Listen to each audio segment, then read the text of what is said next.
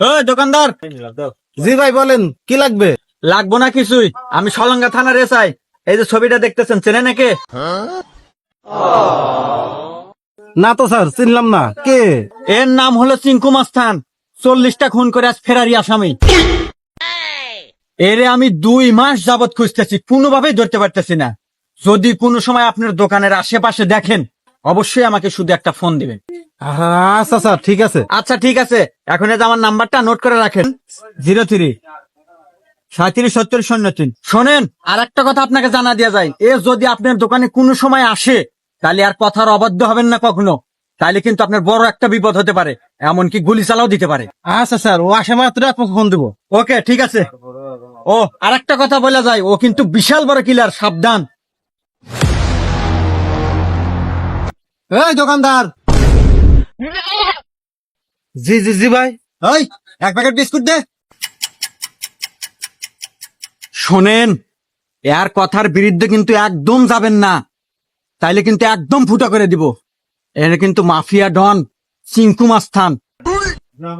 ওই বেটা, কি বাবস বিস্কুট দে। জি জি জি ভাই, দিতে দিতে।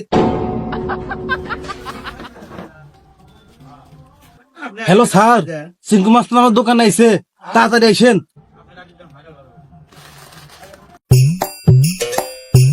আজ আমার হবো না, আমার আরো কিছু লাগবো।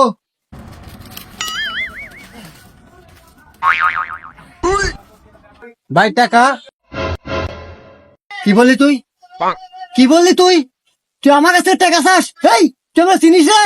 আমি হলাম চিঙ্কু মাস্তান, আমি পুরো বাংলাদেশ রাজত্ব করে খাই। তুই আমার কাছে টাকা চাস? এই ওই, এক পাও নড়াচড়া করবি না, চল আমার সাথে।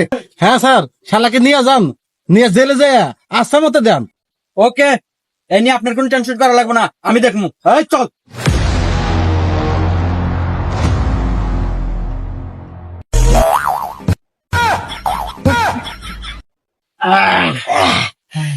বাক্কা বাক্কা বাক্কা, আমি নেই। হ্যাঁ আচ্ছা, এটা আমি নিলাম।